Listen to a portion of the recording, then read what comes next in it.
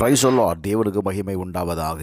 ஆண்டவரும் இரட்சகருமாய் இருக்கிற இயேசு கிறிஸ்துவின் நாமத்தினாலே இந்த கால வேளையில் உங்கள் யாவரையும் நான் வாழ்த்துகிறேன். இந்த நாளுக்கான தேவனுடைய வார்த்தை சங்கீதம் 55 அதிகாரம் 22 வசனம். கர்த்தர் மேல் உன் பாரத்தை வைத்துவிடு, அவர் உன்னை ஆதரிப்பார், நீதிமானை ஒருபோதும் தள்ளாட ஒட்டார். என கண்பானவர்களே, சங்கீதக்காரனாகிய தாவீது சொல்லுகிறார், கர்த்தர் மேல் உன் பாரத்தை வைத்துவிடு.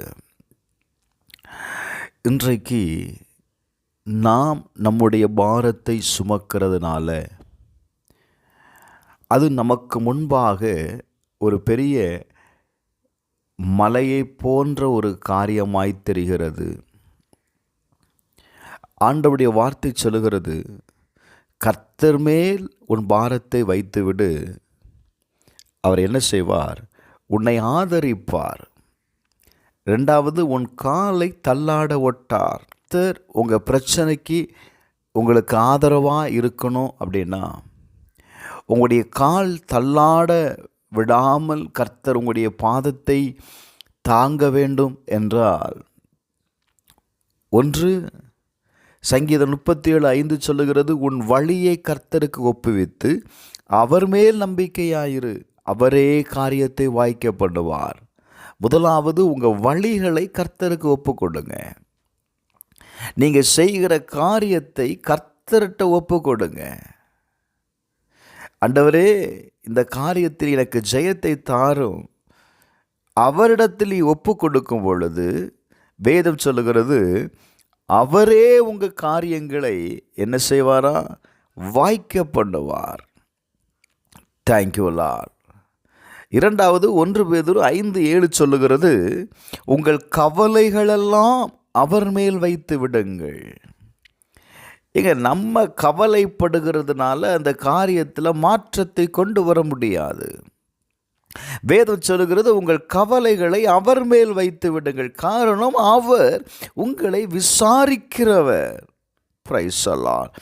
அவர் உங்களை விசாரிக்கிறவராக இருக்கிறபடியினால இன்னைக்கு நம்முடைய வாழ்க்கையில் நிறைய கவலை பாருங்க.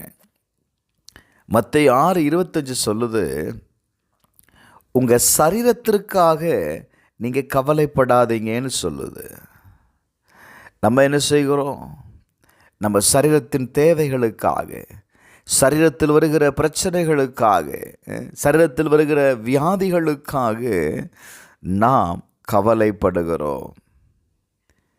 பிலிப்பியர் 4 அதிகாரம் 6 வசனம் சொல்லுகிறது, ஒன்றுக்கும் கவலைப்படக்கூடாது. அப்போ நான் என்ன செய்யணும் அப்படின்னா, விண்ணப்பங்களை ஸ்தோத்திரத்தோடு கூடிய ஜெபத்தினாலும் வேண்டுதலினாலும் தேவனுக்கு தெரியப்படுத்துங்கள். ஹல்லேலூயா. உங்களுடைய வாழ்க்கையில் கடந்து வருகிற எல்லா காரியங்களையும், எந்த பிரச்சனை உங்களை அழுத்துகிறதா இருந்தாலும் சரிங்க, அவைகள் எல்லாவற்றையும் நீ தேவனுடைய கரத்தில் ஒப்பு கொடுக்கும் பொழுது ஆண்டவர் என்ன செய்ய தெரிகிற? முதல்ல தேவனுக்கு தெரியப்படுத்து. தேங்க்யூலா. முதல்ல சொன்னேன்,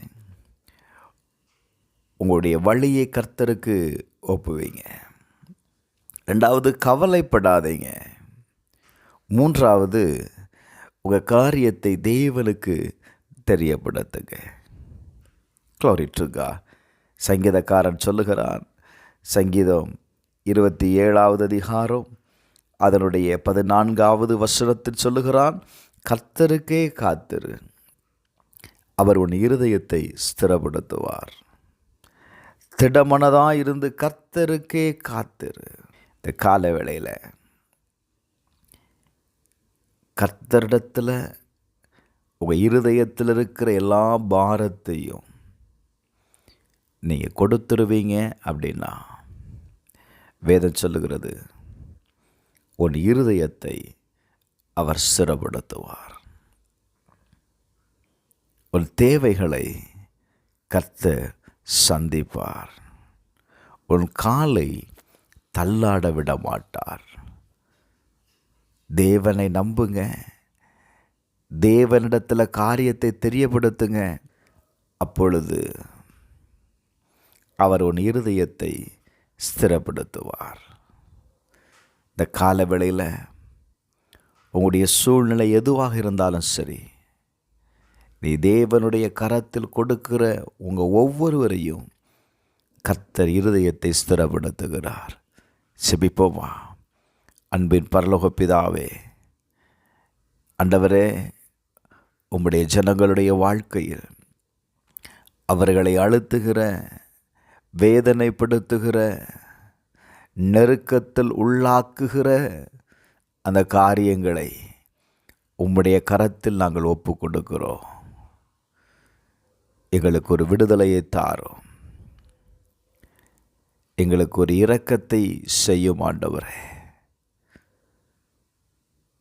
இயேசுவின் நாமத்தில் ஜெபிக்கிறேன் நல்ல பிதாவே, ஆமென்.